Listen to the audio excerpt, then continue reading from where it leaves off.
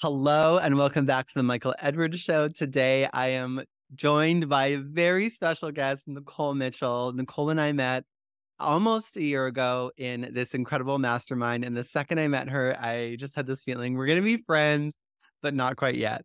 And as time's gone on, that friendship has kind of started to begin. But Nikole is an incredible woman. She is an ex-pastor turned life coach. She is a magical mother, an incredible businesswoman. She has been on Dr. Phil, Jimmy Kimmel, so many media appearances. And I have had the honor of getting to know this very special woman over the last little while. And she is just such an incredible human being. Nikole, welcome. I'm so excited to have you here today.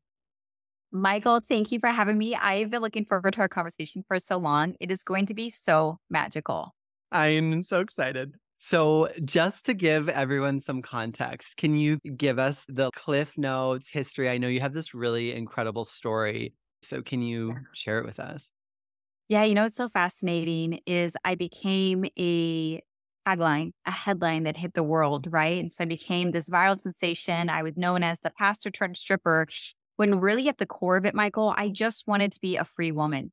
I had been raised in a religious environment. I had been controlled. I had been censored. I had been taught from a young age who I was supposed to be, who I was supposed to be attracted to, what I was supposed to do with my life and my body. And I reached a point in my mid 30s where the life I was told to live was a fraction of who I really was. And I wanted to know what it would look like if I threw off everyone's expectations, all the dogma, and I just really leaned into my body and my knowing what that would lead me to. And I had no idea it would lead me to a life of like modeling and massive self expression, but it did. And it took the world by storm because we don't know what to do with a free woman. We are so used to telling women to be good girls that when a woman throws off those shackles to be free, it does take the world by storm. And I love that my story became so well known because my hope is that it helps others become freer too. I love that you said freedom and self expression because I think so many people see sexuality and it's like, that's just bad or that's just this. But it really is a piece of self expression. And even, if you look about at energy centers, our sacral is literally creativity, sexuality, and life force energy. That's all one thing. It totally is. And I think we're so quick to dismiss someone if they have any sexual energy or they're open about it or they're public about it when I view it as very much about healing. It's healed me to own my body and be self-expressed, and it heals the people that I get to share that energy with. And it is very much life force energy. And so I love these conversations where people can go beneath the tagline and learn more about what this really is about.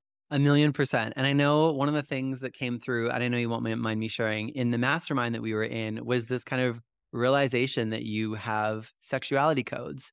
And I know I ended up reaching out to you and we had this incredible conversation. And I think it was this beautiful unlocking because I Mhm. had so much, and I didn't even realize it, just like repression in my self expression, in my sexuality, and all of these Mhm. things.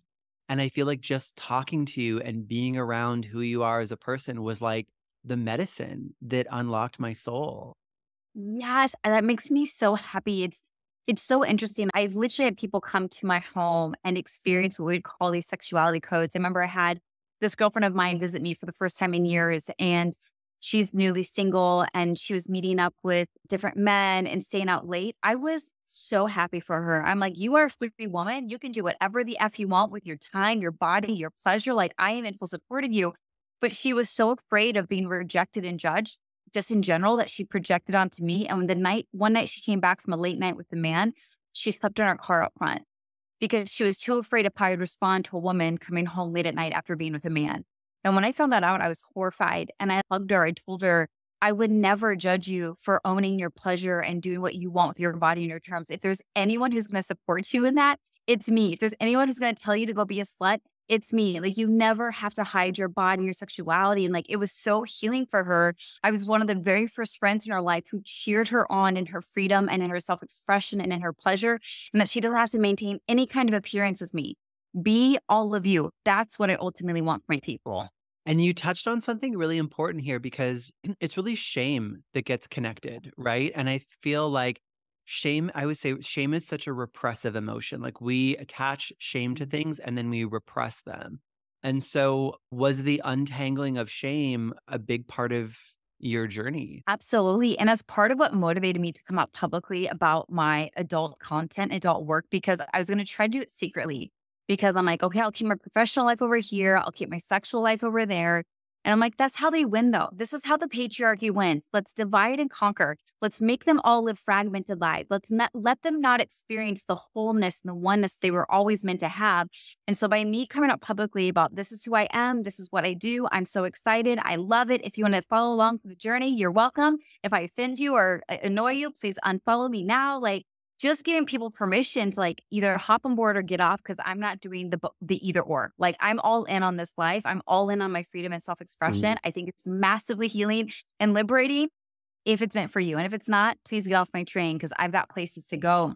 And by owning it publicly, it was absolutely terrifying, but that helped eliminate so much shame because I refused to hide any longer. And I think I love what you're saying because I think it's that all in energy that impacts other people, right? It's like when there's no crack or no wobble in our energy, it's people can feel that. And when it's that fully integrated all inness, I think that's why just your presence is so activating for people.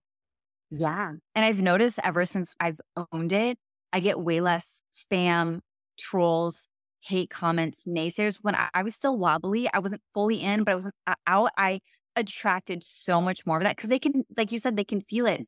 They can Yeah. feel someone vulnerable, someone who's not fully in. Like, let's pounce, let's like take her out of the game. And so I have a lot of women, especially and some men who reach out to me and they want their version of me. How can I be fully confident in who I am? How can I own the fact that this is what I do and withstand the storm that comes? And I always encourage them that that storm that comes is so temporary because if you can lock it in, they will get bored with you and they will move on. I love this conversation about owning it too, because I know I had seen obviously a number of times in your media kits on Dr. Phil, Dr. Phil. And so I didn't really think about the fact that it was Dr. Phil in my head. It was like, oh, she was on TV. And it was this really positive, inspirational conversation.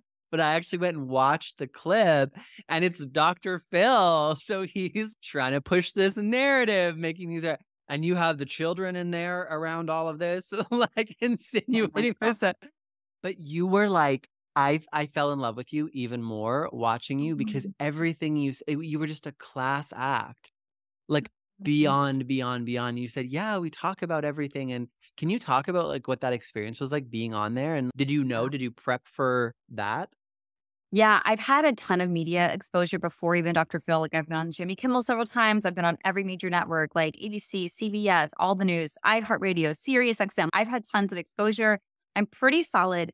But when it came to Dr. Phil, I was watching his old clips. 'Cause I never watched his show, but we've all seen his clips. And Yeah. he can get angry and he can cuss you out. And I was actually the first time I got pretty nervous because I had no idea what I was going to expect with him. So I did prepare and I was like, my friend was coaching me, my coach was coaching me. I'm like, how do I stay in my power if he trying to surround on me? Because it's a common practice in media. You act like someone's ally, and then you turn on them live on camera and you catch them off guard, and it becomes exactly what they want. All the ratings, all the drama, all the clicks. Thankfully, Dr. Phil really chilled out as he got older, and I got, I think, the best of the best of him. He was legit wanting a conversation. And at one point, another person they were interviewing, like, oh, Dr. Phil, that's a gotcha question. And he said, I'm not trying to get anyone. If you don't want to answer any question I ask, don't answer it. And I was like, wow, this is not the Dr. Phil you will find on the internet if you Google clips of him. But the marketing department was great. If you saw the ads before, and they were definitely angling like this, I was this hypocrite that I can do this work, but oh, not my children. Like they were so genius at getting the people pulled in. But then when you listen to the conversation, it was a very safe and very open and very honest conversation. And it was a really positive experience. Oh I love that. That's amazing. I'm so happy that that was felt in both directions. And I feel like, does that almost make you feel better about humanity or something?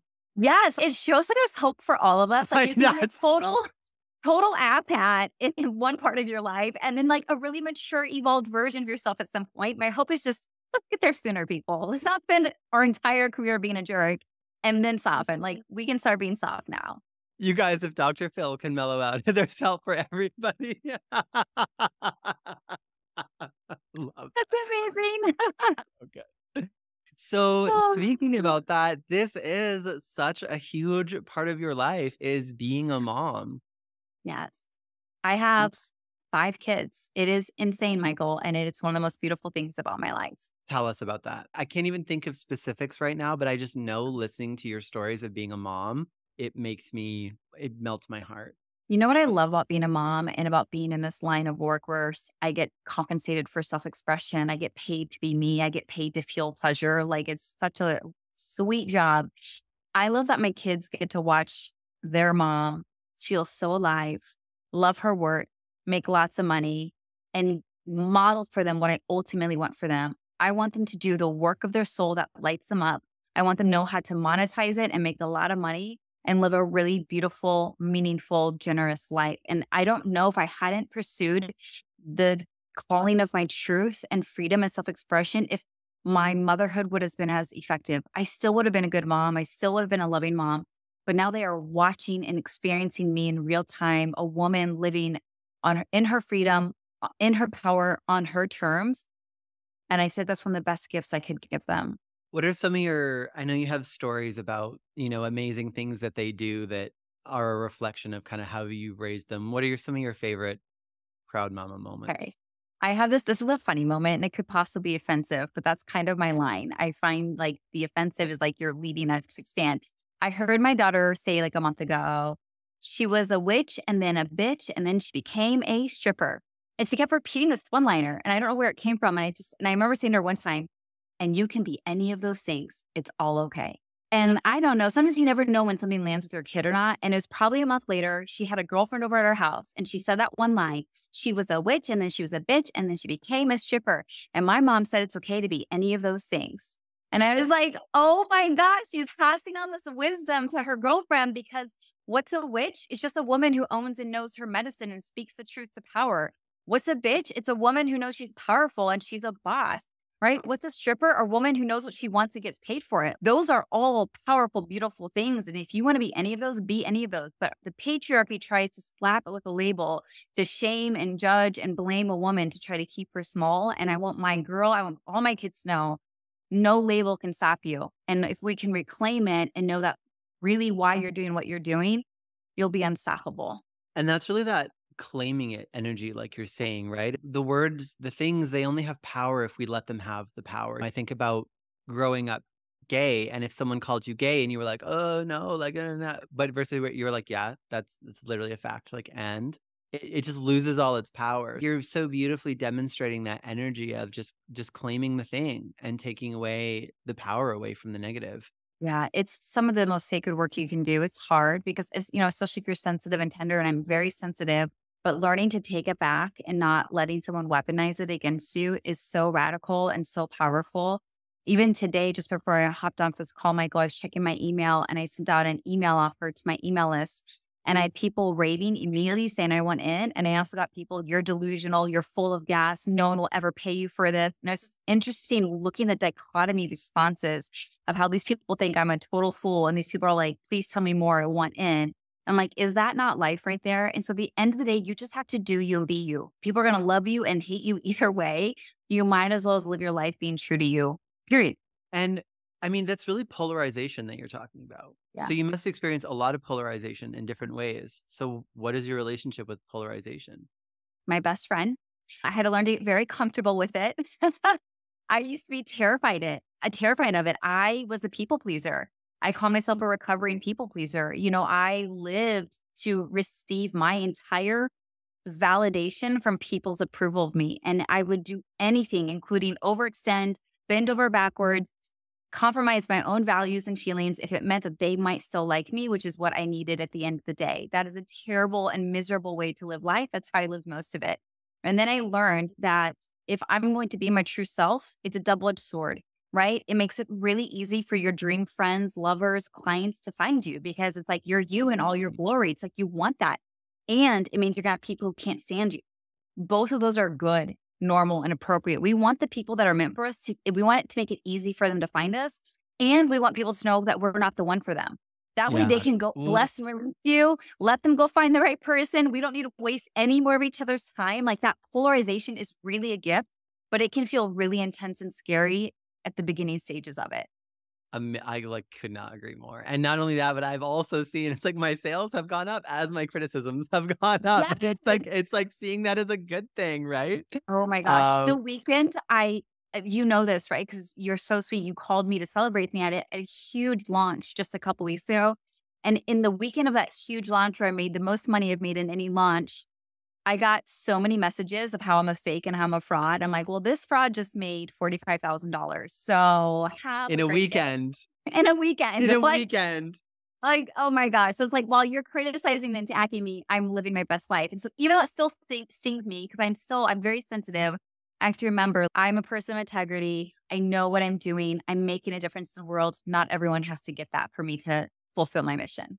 But I think that that's one of the things that I really admire about you is that you hold all of it. And I remember we were talking about something the other day and you were saying, I please hope that my friends know that we're not in the kind of relationships where we disown people for like one bad behavior or for bad behavior. And I don't know why, but that just really it just like really went in and it sat with me. And it's making me think of there's this guy that I follow on TikTok who's a Canadian business owner and he built this like huge multi-million dollar business. And I don't know why, but I searched him and there were all of these criticisms and people like Mhm. hating on him. And I would go and look at people and that, they'd be hating on all this stuff and all these things that he's built. And then there was this one guy, I don't know, he was at the beach and he was just like not fit and saying like, basically the story about like, all bodies are beautiful and my body's beautiful and like da da da whatever. And I was like, and I don't disagree with that in any way, but I'm just saying like that's fine. But you're basically telling a story of why it's okay to not push or like have the thing while also criticizing this guy who's done things that most people will never do. And I feel like that's the hypocrisy of Oh my most God. people. So when I see someone like you that holds this Mhm. beautiful, loving heart and sensitivity and this I'm a woman of standards together, it's just, I don't know, you're just like a sparkling diamond. My Where God. have you been? I love you. I feel like that's something you and I have both been learning on this journey Yes. where as we level up and become all that we're meant to be, we have to learn how to hold it all. We have to learn how to hold the good and we have to learn how to hold the hard and not let the hard cancel out the good and Yes. not bypass the hard for the good. Like I feel like my capacity to hold the two extremes blows me away. Like I told you yesterday on the phone, I feel like this past week has been one of the most intense weeks of duality. I've had some of my highest highs and some incredibly big lows in the same week. I've cried so many tears and yet still I stand. And I love that even when I grieve and have these hard times, it doesn't sweep me off my feet and drown me like it used to. And I love when things are beautiful and amazing that when something hard happens, I don't throw out the good. I still remember and I still celebrate and I still embody it. Like the ability to hold it all is a key to a deep, rich, meaningful life. I love that we're talking about this because I feel like I heard this as a conversation holding the flip side, but I Mm, also have just experienced the deepening of it and how important it is. And I think that it takes, it's a lot of this inner work that we've done and maturity that goes into this. And you're speaking about it in external things, but I also find that in internal things where it's like, okay, let me grow into this best version of myself. And then sometimes you push up against some edges and there's some self-reflection and oh, this maybe this one part of me isn't the best part of me, but not like you said, just throwing it all out or making it all bad, but going, okay, I'm actually going to self-reflect and mm, refine this and not just make all of me bad because I have this one bad character trait that came up where I did this one bad thing or this one thing that's not in alignment with who I really am. I'm not going to just shame my entire self. I'm going to look mm, at this one thing and I'm going to work on it because it's not who I am. And I feel like all of our emotions actually have a place. They just get hijacked. And so yeah. shame isn't a bad emotion because Mhm. when it's our shame, it shows us who we're not. When I feel shame that comes from me, it shows me who I'm not.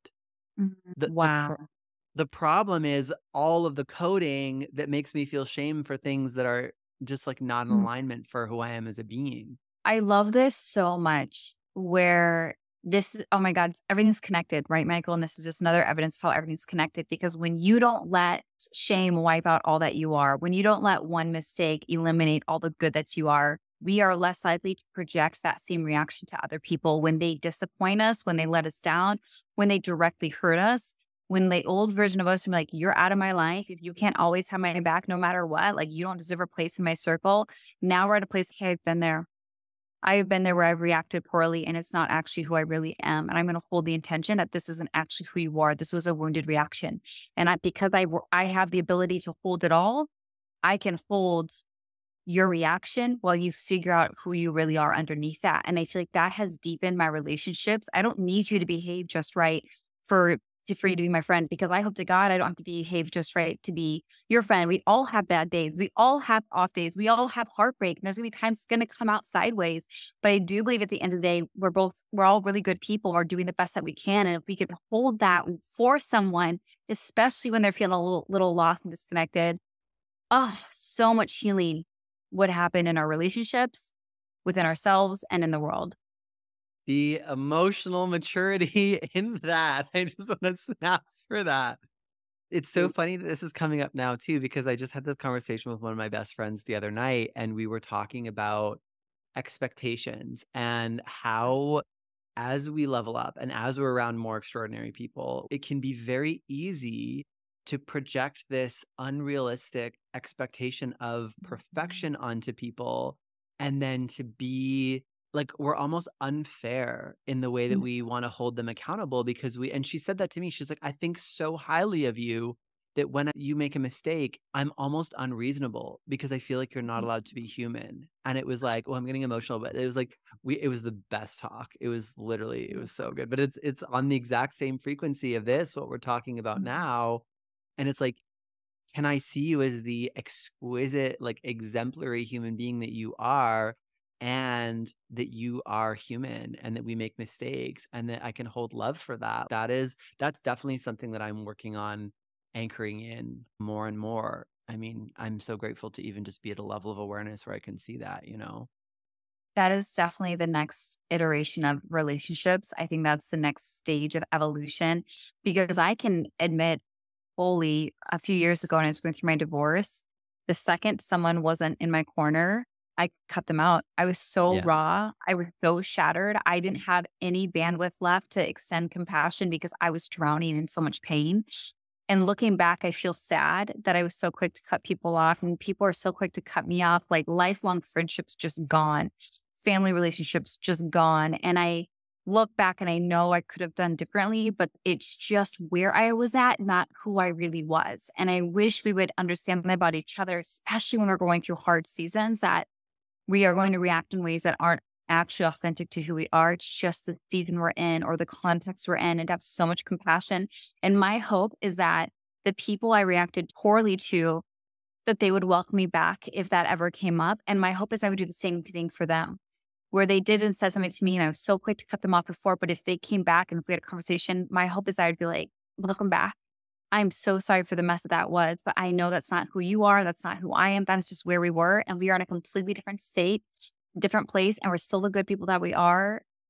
Can we have another shot at this? What do you think goes into that part of you? Because I've definitely experienced this as well, and I've actually been reflecting recently on some of these things too. What do you think goes into that version of you that cuts people out? Survival. Especially when I think of my specific context, I don't know if I've ever experienced that intense of pain for that long of period. And when I didn't have anything to compare it to. It's the biggest and the worst pain I've ever been through. And all you can do in that moment is survive. And you will push away anything that feels threatening, because right now your entire existence is threatened, is what it feels like.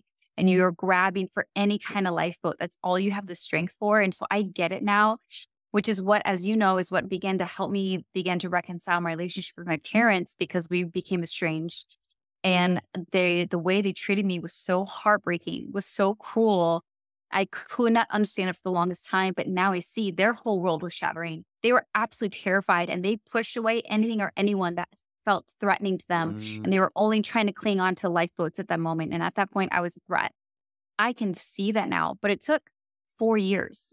And so I think when we can mature and have that emotional maturity, we're able to go back at these past experiences and see it from a completely different lens, take the gold from it, and make us that much wiser and more intentional in our relationships moving forward. This is really interesting because on episode 3 with Jess Fenton, I had this conversation about inverse realities. So do you think and this is something I've really reflected on when I look at these patterns in my life too, is places where I either felt like I was gonna be rejected, and so I unconsciously pre-rejected people, where I actually didn't like the person that I was in that situation, so I'm rejecting them, but I'm actually rejecting who I was in that moment. Do you feel like elements of that are all mixed in with these moments? Oh my People? gosh, totally. I sometimes when I talk about my story and when I like finally find myself and my truth, my freedom, I always like to describe it as when my life turned right side up, right? Oof. Because I feel like it was all upside down when I wasn't Like living. sex.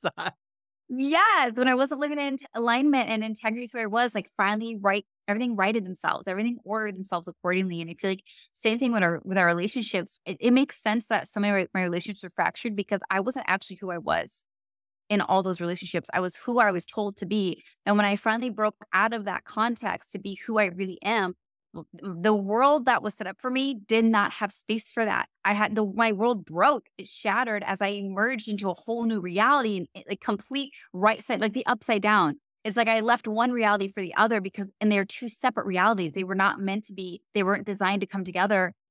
And of course, all those relationships fractured. That's how they were designed to support this version of me, not that version. And now over the years, as I've worked on my healing and they've worked on my healing, we're finding, can we forge a relationship in this new reality, even though it's drastically different from the one we used to be in together? I can't you just said all of that so beautifully, and I think that that's like the energetic match in so many ways, isn't it? I was a match for that because of who I was, but it wasn't the real it's not the Mhm. authentic match. See, and this is where I wonder if there does have to be a season of separation, because I think it's hard to grow into who you really are when you're surrounded by people or in experiences and situations and environment that's a match for who you were. People that don't even have the awareness or use the language that we use will talk about this, right? Like the I just like I've just talk about them in a less critical way because I actually do love them. But the really masculine business bros will talk about the season of no or the feeling alone for a while, but until you become a match for your new people. So it does seem to be a really interesting season that a lot of us navigate, but it's such a different energy. And I was thinking about Mm. this the other day about how so many of us for such a long time we want to be liked without considering. I remember I just wanted people to like me, but why? Those Mm. people, do you even like those people? Are those even your people? And I think it comes into the polarization conversation that you're talking about, where it's like, good. Some people now is like, I am so glad that you don't like me because I also don't like you. And if you liked me and you were my biggest fan, I would be self-reflecting because you're not my person. So thank you for knowing that. Like, right? But why does it take Oh so my long to get God. there? It is so true. And I honestly feel like it is just the rite of passage of being human. And I totally agree with you about there's a season of, I call it incubation. And Mhm. I always tell my clients it's important when you go into a season of incubation that if you are in contact in any way with certain friends or family that might be a little tense or estranged, that you communicate, I'm not incubating to reject, I'm incubating to heal. So two different things that they can look the same. When you hunker down and you pull away from all these different environments and relationships and dynamics, it looks like you're rejecting them. When you're not rejecting, you're going in to heal. And who emerges and what emerges is going to be so transformative and so powerful and have the ability to mend relationships, but not until I heal. And so we have the present awareness to know that first of all, and then to somehow graciously communicate that to people in our life. I'm entering a season of deep healing. This is not a rejection of you in any way. I think could salvage way more relationships, but instead we kind of incubate, kind of reject, kind of heal. And it's all a mess and we're all allowed to be a mess. But I think we're reaching a level of awareness. Can we do it a little bit cleaner? Can we do it with a little more intention? Can we do it with a little bit more communication and how preventative that could be in such a good way in relationships? Amazing.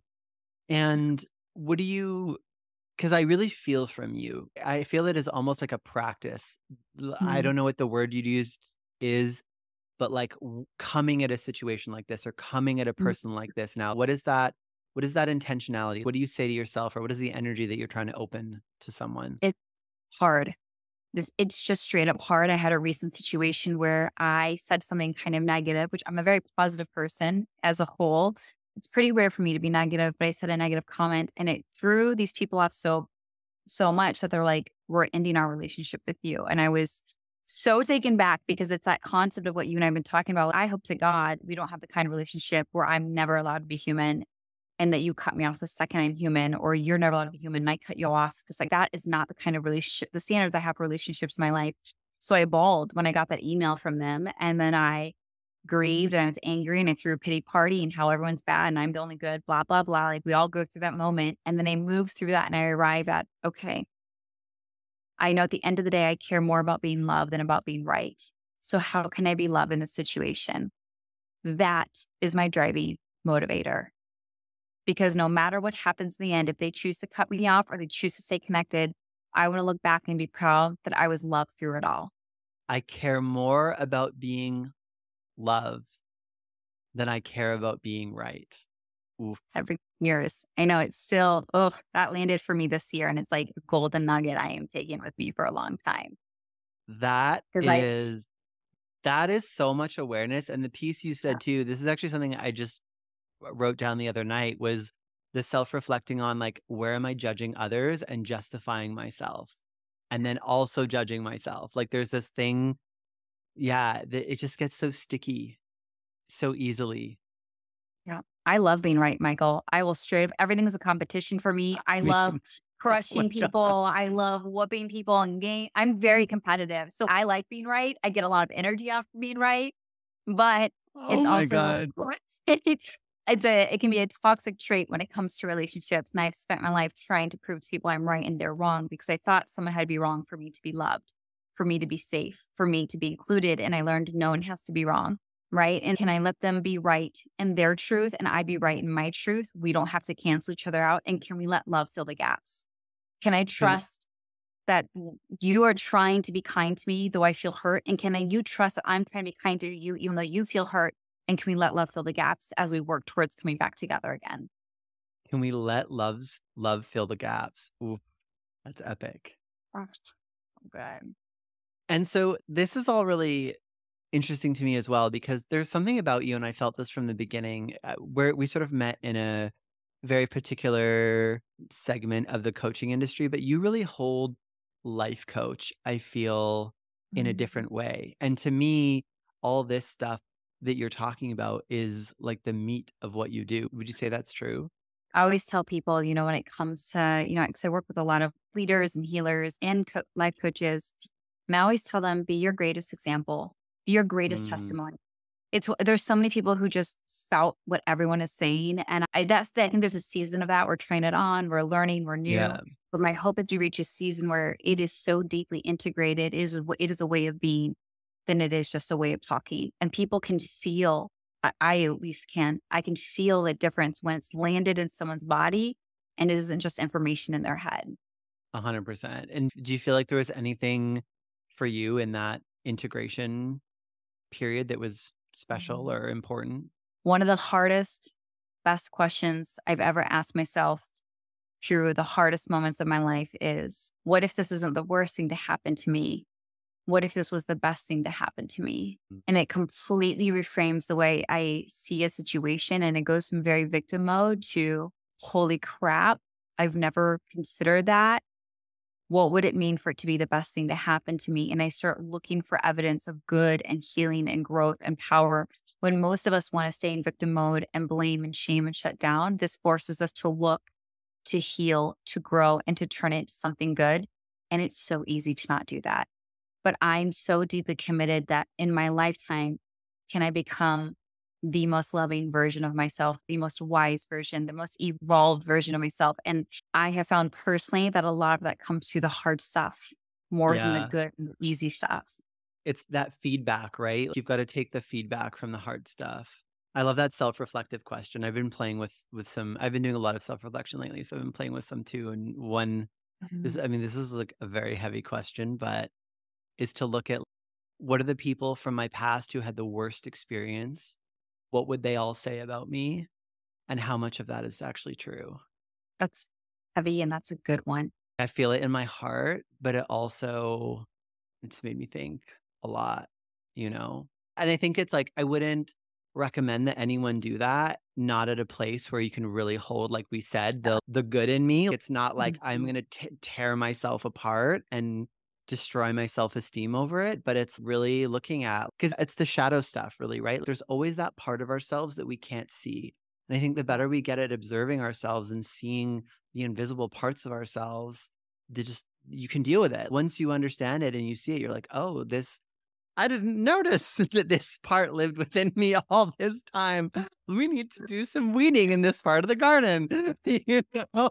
Oh my gosh, it's so true. And I loved your wisdom that you added. This is for a certain moment in time in life when you're ready for it, not because you think you should, because it is such deep and sometimes painful work and you have to be prepared for that. And so I think having the capacity to hold it all is really important. So you can then go do it all, do the work where Yeah. it matters most. Yeah. Because if I had asked myself that question like 10 years ago, I would have just Oh torn yeah, myself I would have apart died. probably. So, I would have never resurrected. I quit. I quit. goodness. So I know you mentioned some very exciting celebration with the 45K weekend, which congratulations. But as I was going through your social media before this podcast, I also found another number celebration, which was the big 1 million. Can you tell us a little bit about that? Congratulations, first of all. This is a huge, I mean, it still blows my mind. I don't think I ever thought I'd make $1 million in my lifetime, much less within a couple years. For those who don't know me, I was in food stamps for 9 years, me and my kids. We really, really struggled. I had no idea what I was doing with money. I was always in lack, always running out. We had family, friends giving us money to pay our bills at the end of each month. Like it was just a very humbling and humiliating place to be because I'm like, I'm smart. I'm intelligent, I'm capable, then why the F can I not add $2 together? This cannot be that complex. And I kept trying to do it the way everyone recommended. Get a financial advisor, do it Dave Ramsey style, only buy in cash and have envelopes separate for each category. I did everything that of all the traditional advice, none of it worked. And then I learned about wealth energetics. And it was Mm. like the language of my ancient soul that it never knew. Like it knew it, but it didn't. It was like it was its native tongue that it had never been exposed to in this lifetime. And I was starving. I was like a sponge in an oasis. I just soaked it all up. And my mind was blown at the possibilities and the playfulness of money. And I became committed. One of my incubation periods was I want to become a wealthy woman. And I wanted to shout it from the rooftops, but I was quite wobbly. If I got any pushback, I would have knocked over. So for about a year, I hunkered down and did all the journaling and did healing my money wounds and writing a new story and believing in the impossible and hiring mentors and taking courses. I just saturated myself in this way of thinking and being. And lo and behold, within a few years, I'd make $1 million.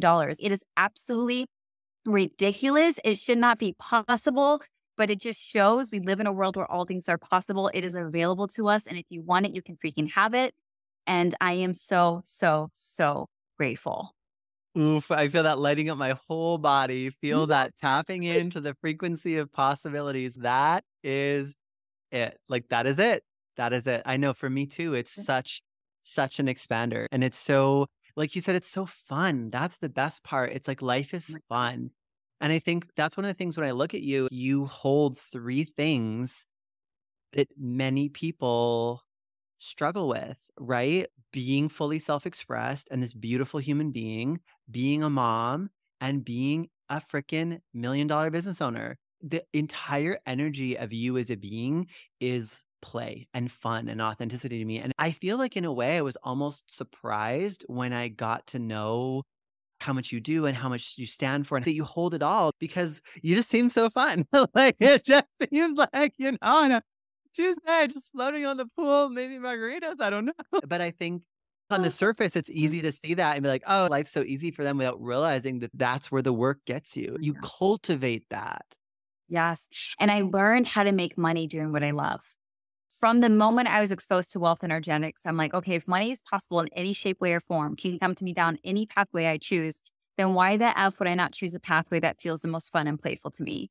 Why would I Right. not create a career that feels flowy and flexible? This is what I desired. And, this morning I went to my kids' school event at 9 a.m. Their other parent couldn't go, but I could go because I built a business where I have so much freedom and flexibility. And it just made me so happy that from the get-go, I decided I get to make money on my terms and be really unapologetic about that. And then holding that in the void, because we all know what the void feels like, where you know what you want, but you are so far from it and you feel like it's never going to happen. But if you believe the energetics, it's already a done deal. But that void is so intense. And there have been moments and seasons where I feel like I am crazy to think this. I am crazy to want this. Maybe I went too far this time. Maybe I'm asking for too much this time. Maybe I screwed it up one too many times. And then it always happens and it always comes through and it always manifests and it always works out. And every time I think, oh my God, I'm so glad I stayed the course. I'm so glad I minded the gap. I'm so glad I knew how to hold the void because the other side is so freaking worth it. What would you say to someone that's in the void right now? Oh my God. It sucks. And I am sorry. At this point, you think we would know how to eliminate it, or we're so patient with it because we've been through the void so many times. But I actually think the more I do it, the more intense the void becomes because I know that I get to have what I want. I know beyond all knowing. So for me, it makes the void more intense. But I always tell my clients, stay the freaking course. You will see this in all kinds of talks by super successful people. They'll say, typically, the number one difference between those who make it and those who don't, between the successful and those who aren't, is they freaking stuck it out. They had tenacity. They had grit. Like, it's so easy to keep going when things feel good, but when things feel hard, when things get wonky, when people reject you, when the emotions are high, when the gap is longer than you want it to be, this is when majority of people quit. And if you would simply stay the course and not quit, your odds of making it are so freaking high. Stay the course. You'll make it. You'll make it. It's so true. I actually noticed this really early in life because I was a dance teacher, obviously, when I was younger. And I obviously taught hundreds, probably thousands, honestly, of dancers. And there was just one thing that everyone who went on to have a career had in common. I think it's interesting because it's dance, because you think of dance as so particular about the body type and the talent. And it's a really hard industry and you've got to be able to network. And there's so many limiting factors, but none of that seemed to matter because the one thing that everyone Mhm. had that still was doing it and made a career out of it was just that they never gave up. That was it. Literally didn't matter how good they are, how good, perfect their body was, how talent, none of that. And it's interesting because in a lot of cases, it wasn't the best, most talented kids. Those ones actually were more likely to give up and go do something else. But it was the ones that were just like, this is in my soul and just never gave up. And they all had careers. They all had careers. And Uh, I always just think that's so interesting, even in dance. Even in dance. And you know what else? We have so much evidence that all things are possible. It's crazy that we wobble in our faith at all, but we're human. But even nowadays, in the day and age we live in, where people crave authenticity, people crave representation, people crave diversity, it's no longer the same mindset of every same body type, every same skin color, every same background, every same language. There is such a hunger for diversity and representation that you are wanted. You are wanted Yeah. now more than ever before, using that to our advantage, not to feel crazy, but to know you are spot on. You are wanted. There is room for you. You desire it. You get to have it. Stay the course. Yes. I want to talk a little bit about just like owning your self-expression and sexuality. And I don't know why I just came through when you were talking about that, but I actually want to share with you something and kind of get your Nikole input on it. But something that's been really funny for me. As you know, I've really stepped into this like new level of my brand and expression with being shirtless and covered in honey and all the things. But it's so interesting to me because I was in therapy world for a long time, which was so much about like self-love and building your self-esteem and confidence and stuff. And like you don't understand. A few years ago, I hate when I was actually learning photography. I could not have a picture of me taken. Like I just hated myself. I hated looking at myself, all the things. And so to have done all of this inner work and actually enjoy setting up the camera, feeling myself and being sassy and taking like creative vision and making it real, it's so fun. Like it's so fun. It's the best thing ever. But then one of the biggest pieces of criticism has come from the therapy community, which it's so funny because they're preaching self-love and confidence and all the things, and then they don't like it when I see it. But I was like, you guys, I'm not just talking about it like this. This is it. This is me confident. This is me loving myself. This is me self-expressed. What do you think? What do you make of that? Oh, it's so true because I immediately go to my adult content. Like I'm a feminist and feminists are like equal rights, women can do whatever they want. And then a woman goes on to make adult content, except for that, she's horrible. She's the worst. Take her down. It's like, wait, what? You cannot espouse these values and these principles. And the second someone embodies it different than what you expected, you try to take them down. That's the antithesis of everything you stand for. And this is why I love people like you and me. I feel like we're outliers in a good way. We are stretching people's understanding and context of what they think is okay or loud or appropriate or not. And I'm Michael. This is me. I'm Nikole. This is me. And we are lighting up the world with our magic. And I feel like it's only a matter of time where it is undeniable that your version of you, Michael, and my version of me, Nikole, is exactly what the world needs, wants, craves, and desires. And we started fulfilling it long before other people got it. Well, because it really is that it's like the reminder, right? You don't have to be like me because I feel like for other, and I think that's what people miss too. Maybe it's projection. For them to do a photo shoot like that, they would have, I don't know, they would have to be so out of alignment. But that's the thing. This is me in alignment. And so it's not Mm. about looking at you and going, well, I have to be, an adult content creator. I have to be a this. It's like, look at how in self-expression someone is. And then it's the finding the like, what is my truest self-expression? Because being in it is the best thing in the world. This is so funny, but this is where my mind is going. I just love glitter. I love watching like all the like makeup things on TikTok. And I always was like, oh, it'd be so cool. But it was just like, no, I'm too old. I'm too serious. And I was like, just fuck it. There's so many things that I've gotten. I'm gonna do a photo shoot with this. I'm gonna do one with Sewell. I got these little diamonds and I'm gonna do gold lips and put diamonds in the lips. And it's gonna be so hot, kind of Vogue. But just imagine if I had lived my whole life and died and all of that Mhm. had been inside me and never been expressed because I was too afraid or had to be too professional or it wasn't, people wouldn't get it. It actually makes my heart hurt. And it almost happened. I feel like we came this close to Mhm. that being my life instead of just really just letting out of the bag who I really am. And I have felt it across the freaking screens, Michael. We live in different countries and we're like, and yet when I've seen you fully own this side of you, I'm like, where the fuck have you been all along? This is the real Michael. It's about freaking time he's come out of the bag. I can feel that. And same with me. I get DMs every week from people in my world. I wish I found you sooner. I wish I found you sooner. Oh my gosh, you're changing my life. And yet that's only because I came out as the truest version of me. If I had still been that fraction of me, I wouldn't be getting these messages from people. And so I'm so glad that you and I found our freedom. I'm so glad you and I found our self expression. And I know that we're inspiring so many other people to step into their freedom and self expression because exactly like you said, it is not meant to look like anyone else. It is meant to look exactly the way you see it and desire it and want it. And it is your right. It is your inherent birthright to go and be the fullest expression of yourself. And the right people will get it. The right people will support you. And it will get easier and better and more magical. Oh my goodness. I love. And it's funny. I just connected while you were speaking actually that we're both having a similar experience in a way because I get so many really professional people. Like I can't tell you how many PhD clients I have. Or today I had a guy that came for a call. He's like business guy, and he signed up to be a client. And he said, I just freaking loved your website, and I love that you just own the magic and the mystery, and you were like, magic is real. And I was like, I have to work with this guy, and I was like, I just love that. But I think it's been kind of similar for you because I know that you sort of like have this duality with Yeah. OnlyFans and coaching, and it's kind of the same thing. It's like you being just so who you are. And I love what is it that people say to you that they're like in your OnlyFans and then they end up in coaching? Talk about that. They get duped. They're like, wait a second. I thought I was coming here for hot girl shit. I didn't know my life was going to be changed in the process. And I'm like, that is the best compliment you could ever give me. Have you ever the hot stuff? Stick around for your life to be changed. I've got you, boo, all the way through. The And I love best it. ever.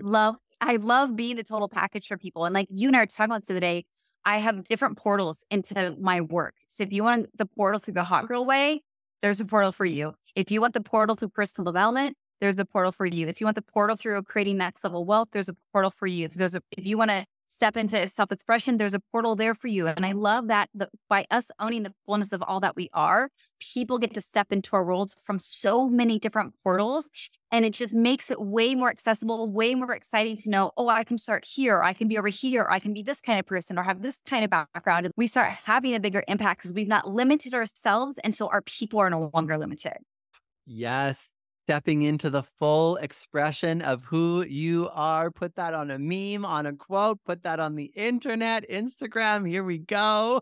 So Here we good. go. Any final thoughts that you want to share? I'll ask you where people can find you in a moment. I think something I've been leaning into and something I've been teaching inside my life coaching work right now is what brings you the greatest pleasure will bring you the most profit. And if that's a new concept with you, I want you to play with that. If you've been onto that for a while, I just give you like the freedom to own it more. If it brings you pleasure, it's going to bring you the most profit. And it's starting to sync those up instead of keeping them separately, which is what most of us have done.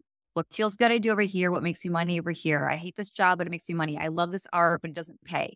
And what would it look like for the thing that brings you the most joy, lights you up, fulfills you the most, could make you the most money? I want you to play in that realm. I deeply care about people being massively compensated for their greatest self-expression.